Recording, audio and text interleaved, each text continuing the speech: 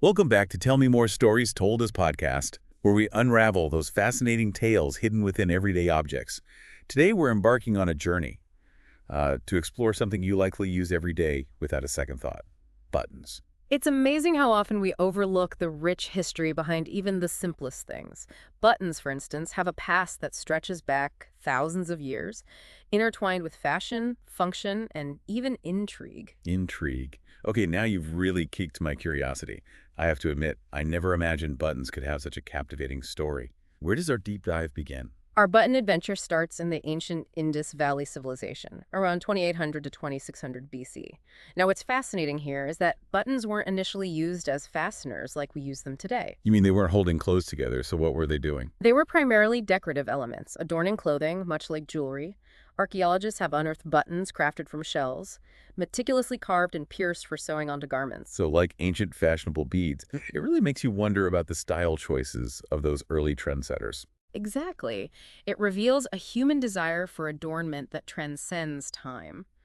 But buttons didn't remain purely decorative for long. So when did they make that transition from adornment to functionality? We start to see the shift in the Roman Empire. Evidence suggests buttonholes were incorporated into legionary footwear, possibly to secure those sturdy leather sandals. Ah, practical military-grade buttons.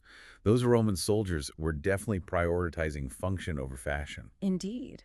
And this evolution continued into the Byzantine Empire, where buttons were used to fasten cuffs and even the necks of tunics by the 5th century. So buttons were becoming an integral part of clothing design.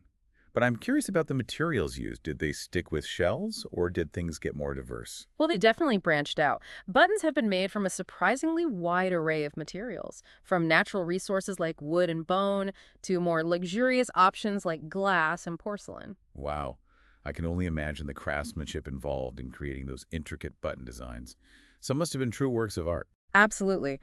Artists employed techniques like painting, metalwork, and even miniature portraiture to create stunning buttons. Can you imagine having a tiny painted portrait on your coat? There would definitely be a unique conversation starter. Hmm. But I have to admit, I never realized how much artistry could go into something as seemingly simple as a button. And that's just the tip of the iceberg. There's a whole world of button design and history to uncover. Before we dive deeper, let me just remind everyone listening to hit that subscribe button so you don't miss out on any more fascinating deep dives here on Tell Me More. We got plenty more stories to uncover. Now back to buttons. I'm curious about how these various buttons were actually attached to garments. Was it always the simple sew-through method? Not at all. While sew-through buttons are common, there's a surprising variety in button attachment styles, each with its own purpose and history. I'm all ears. Tell me more about these different attachment methods. For instance, you have shank buttons. Instead of holes going straight through, they have a little loop or protrusion on the back. That loop is what's sewn to the fabric, and it provides a bit of space between the button and the garment. Ah, so it's like the button has its own little neck or foot to stand on? That makes sense for thicker fabrics or buttons that need a bit more flexibility. Exactly, and there are other variations like stud buttons, snap fasteners, toggles, and even magnetic buttons. Each serves a unique purpose and reflects a different stage in button evolution. So from ancient shell ornaments to modern magnetic closures, the humble button has come a long way. But I have to ask, how do you even begin to categorize the sheer variety of button sizes? Well, buttons are typically measured in line, a French unit of measurement that's still used today. The higher the line number, the larger the button. And these sizes often correspond to specific types of garments. So a tiny button on a delicate blouse might be, say, 8 lines, while a larger button on a coat could be 32 lines. Precisely. It's a system that reflects the enduring influence of French fashion on the global garment industry. It's fascinating how even something as small as a button can have such a globally interconnected history. But before we get too lost in the intricacies of button sizing, I'm curious about something I've always wondered about: the placement of buttons on men's and women's clothing. Have you ever noticed that they're typically on opposite sides? It's one of those subtle but pervasive design differences that has sparked a lot of debate and speculation. So why the button swap? What are some of the theories behind this curious design choice? One popular theory about men's buttons being on the right side relates to weaponry. Historically, men often carried swords or other weapons on their left side, and having the buttons on the right made it easier and quicker to access those weapons. Ah, so it's all about efficiency in a duel or battle.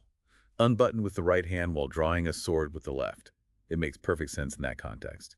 But what about women's buttons being on the left? Were they wielding hidden daggers under those petticoats? Not quite. The most prevalent theory for women's button placement relates to the fact that in past centuries, wealthy women often had maids to help them dress. And it would have been easier for a right-handed maid to button up a garment with the buttons on the left. Exactly.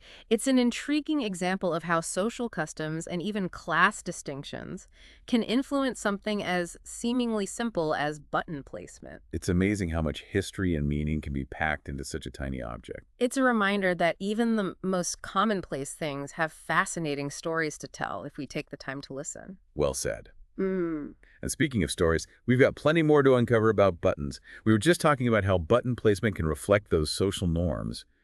But I recall hearing that some Jewish communities actually reverse that traditional men's and women's button placement. That's right. In some Jewish communities, you'll find men's clothing with buttons on the left and women's on the right. It's a fascinating example of how cultural and religious practices can influence even the smallest details of our lives. It's almost like a hidden code embedded in our clothing. And speaking of codes and symbols, we can't overlook the role buttons have played in American politics. Ah, yes, the iconic campaign button, a true symbol of Americana and a testament to the power of buttons to convey messages and rally support. I've seen pictures of those old campaign buttons, especially from the 19th century. They look like little time capsules of political history. Is button collecting a serious hobby? Absolutely. Political buttons, especially those early examples, are highly sought after by collectors. I can see the appeal. They're like holding a tiny piece of history in your hand. What fueled their popularity? Well, long before mass media and social media, buttons were a highly visible and effective way to show support for a candidate. I imagine they were also relatively inexpensive to produce, Yeah. making them accessible to a wider range of people. Exactly. They could be widely distributed, allowing everyday citizens to participate in the political process. It's like wearing your opinion on your sleeve, quite literally. Yeah. Are there any particularly memorable campaign buttons that stand out in your mind? Oh, there are countless examples. But the buttons from Abraham Lincoln's campaigns are particularly striking. Some featured his portrait, while others displayed slogans or patriotic imagery. I can picture those buttons being worn at rallies and parades, sparking conversations and debates. They were more than just buttons. They were symbols of a nation grappling with pivotal moments in its history. It's incredible how such a seemingly simple object can hold so much historical weight. It makes you think about the hidden stories behind all those buttons we encounter in antique shops or museums. It underscores the fact that objects aren't merely things. They're vessels of memory, culture, and even political change. And sometimes, they're just downright fascinating. Who knew buttons could be so complex and intriguing? It all comes down to perspective. If we take the time to look closer and ask questions, we can unearth a world of meaning and connection. This deep dive has been an eye-opening journey. We've explored the ancient origins of buttons, their evolution from ornaments to essential fasteners, the diverse materials and techniques used in their creation, the surprising ways they've been used for smuggling and political campaigning, and even the cultural significance of their placement. It's amazing to think that such a small, everyday object can hold so much history and meaning. It's a testament to the power of observation and curiosity.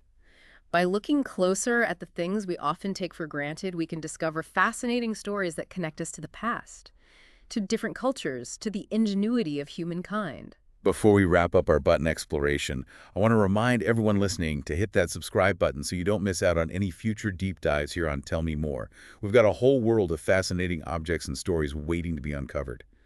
Now back to buttons. You mentioned earlier that buttons have been used for smuggling. That piqued my curiosity. Can you elaborate on that? Of course, it might sound surprising, but buttons have a history of being used for clandestine purposes. During times of conflict, like World War II, buttons became ingenious tools for smuggling and espionage. Wait, really? Smuggling what? And how? I have to hear more about this. Imagine this. A seemingly ordinary button on a coat or a shirt. But hidden within that button, you might find a tiny compartment, carefully crafted to conceal small items. Like secret messages or microfilm, perhaps. Exactly.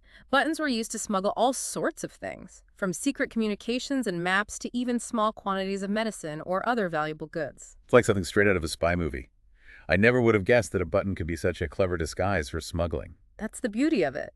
These everyday objects could be easily overlooked, making them perfect for concealing secrets in plain sight. Were there specific types of buttons designed for smuggling? Some buttons were specifically designed for this purpose, featuring hollow compartments or intricate mechanisms for opening and closing the hidden space. Others were more subtly modified, perhaps with a false back or a hollowed-out shank. It's incredible how creative people can be when necessity demands it. Do you have any particular stories or examples of button smuggling that stand out? There are many tales of wartime ingenuity involving buttons. One story recounts how resistance fighters during World War II used buttons to smuggle tiny compasses, helping them navigate unfamiliar territory and evade capture. Wow, that's incredible. A tiny button playing a crucial role in resistance efforts. It really shows how even the smallest objects can have a profound impact in unexpected ways. Absolutely.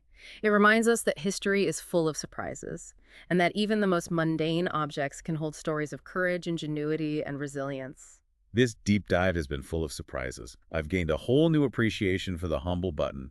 I never imagined that something so seemingly simple could have such a rich and fascinating history. It's a testament to the power of curiosity and exploration. By taking the time to delve deeper into the stories behind everyday objects, we can uncover hidden worlds of meaning and connection. Well said. And with that, we've reached the end of our button journey. Seems like we could talk about buttons forever, but we are nearing the end of our deep dive. It's amazing how such a small object can open up such vast historical and cultural avenues. So what does this all mean for our listeners? Why should they care about the history of buttons? I think it reminds us that history is all around us, woven into the fabric of our daily lives.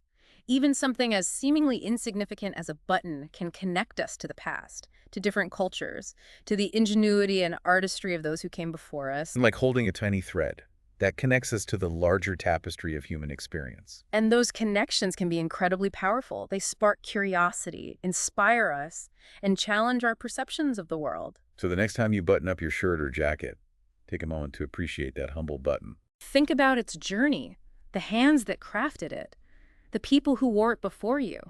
It's a story that continues to unfold with every stitch, every buttonhole, every snap. And who knows? Maybe this deep dive will inspire you to see buttons in a whole new light. Perhaps you'll become a collector, an artist, or a historian. All thanks to the unassuming button. The possibilities are endless. That's the beauty of Tell Me More. We take you on journeys of discovery, revealing the extraordinary in the ordinary. Thanks for joining us on this exploration into the world of buttons. And remember to subscribe so you don't miss our next adventure in storytelling. Until then, keep exploring, keep asking questions, and keep telling those stories.